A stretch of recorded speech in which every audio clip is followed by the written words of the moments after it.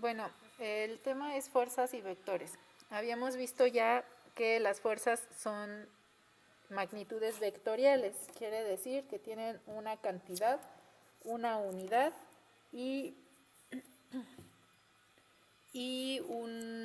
una dirección que vamos a señalar con un ángulo y también un sentido que vamos a señalar de acuerdo al cuadrante del plano cartesiano.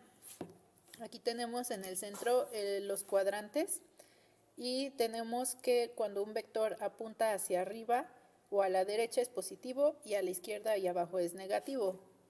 Pero cuando tenemos vectores diagonales van a tener dos sentidos, por así decirlo. En el primero tenemos el vector que apunta a la izquierda y hacia arriba, entonces va a tener un signo positivo y uno negativo. El de la derecha hasta abajo, el último, apunta a la derecha y hacia abajo, entonces también tiene un signo positivo a la derecha y uno negativo a la izquierda. Veíamos en las diapositivas de las que ya tomaron nota que los vectores los podemos sumar aritméticamente o matemáticamente. En el caso del primer ejemplo tenemos menos 15 newtons porque va a la izquierda, más 20 newtons que va a la derecha. Entonces simplemente hay que hacer la operación que sería 20 menos 15 y el resultado va a ser 5 newtons. Si yo quiero sumar los dos vectores que están en el ejemplo de abajo, tenemos un vector que va hacia la derecha, pero el otro es diagonal. Entonces, al haber una diagonal, no puedo hacer una suma aritmética como lo hice en el caso anterior, porque 20 newtons tiene un signo positivo, bueno, tiene dos signos positivos. Está compuesto por dos vectores. Los vectores, bueno, aquí tenemos el peso, hay que recordar que es una fuerza que nos atrae hacia el centro de la Tierra. El semestre pasado checábamos que cuando hacíamos los pictogramas y los diagramas, siempre el peso iba vertical hacia abajo porque siempre está jalando hacia el centro de la Tierra. Y al ser el peso una fuerza, pues lo vamos a medir con newtons. Y bueno, aquí nos habla de la eficiencia de las fuerzas. Tenemos abajo un ejemplo de un trineo que es jalado por una cuerda que está en posición diagonal y eso es suficiente para mover el trineo. En el segundo caso, en vez de esa cuerda, se están utilizando dos, una que jala horizontalmente y otra que jala verticalmente. Yo puedo sustituir esas dos cuerdas por la primera cuerda o la primera por las segundas dos. Y sería más eficiente hacerlo con una sola cuerda, claro, pero también lo podría hacer de la otra manera. Hasta abajo tenemos un diagrama en el plano cartesiano donde se está poniendo la fuerza de la mano de la que estaba jalando con la cuerda de forma diagonal, que correspondería al vector F. Y tenemos dos flechitas más o dos vectores más, uno que va hacia arriba y uno que va hacia la derecha. De la punta del vector F hasta los dos ejes se forman dos líneas, una horizontal y una vertical. Esos son los componentes del vector, Fy y Fx. Dependiendo de cuál es el eje sobre el que se ubican, es el nombre que le damos.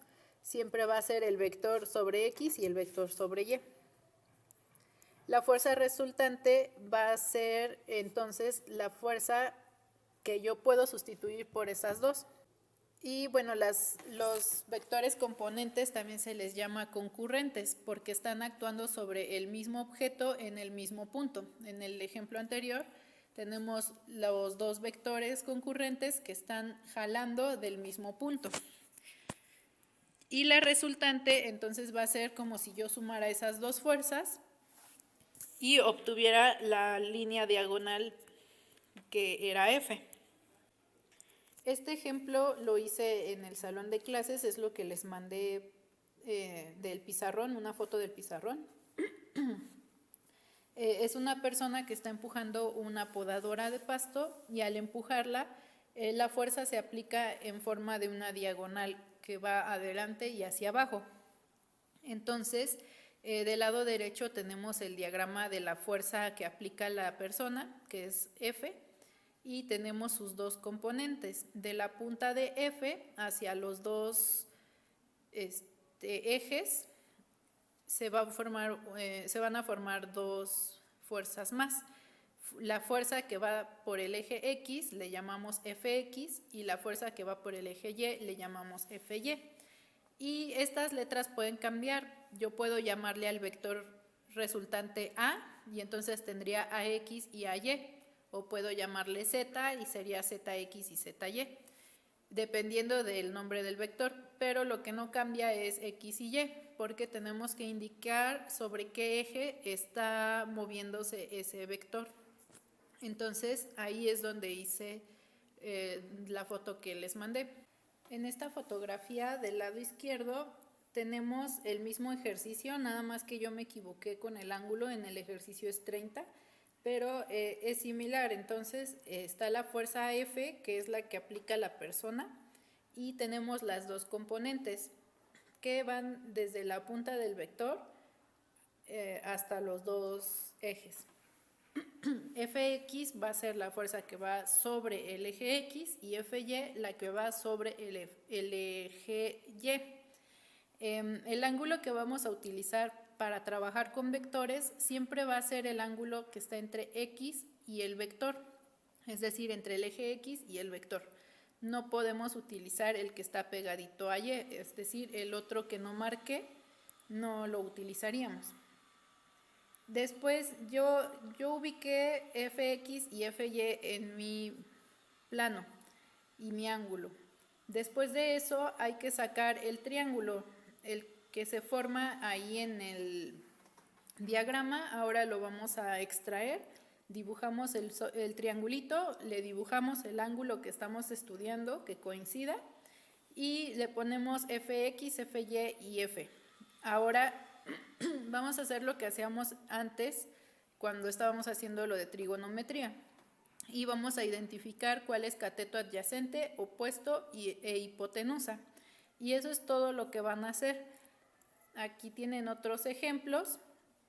En este caso mi vector se llama A y les estoy dando el ángulo de 72 grados, que es el ángulo que está junto al eje Y. Ese es el que no utilizamos, el que necesitan es el que está a un lado.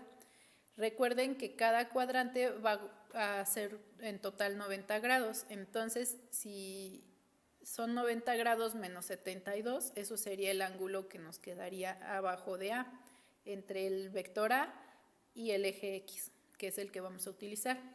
Hacen su triángulo, ubican Fx, Fy, sería AX, AY, y después ubican cuál es cateto opuesto, cateto adyacente e hipotenusa en su triángulo.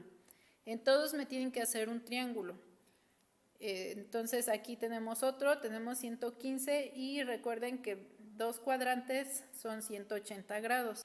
Van a buscar el ángulo correcto, ubican Fx y Fy, hacen su triángulo como lo hice yo aquí y ubican cuáles son los catetos y la hipotenusa. Y bueno, entonces nada más van a hacer eso con estos 4 planos cartesianos.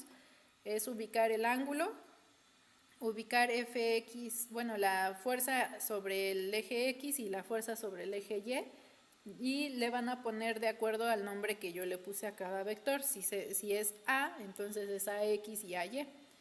Y después hacen su triángulo, ubican el ángulo, ubican Fx, Fy y F y después ubican cuáles son los catetos y cuál es la hipotenusa. Es todo lo que van a hacer.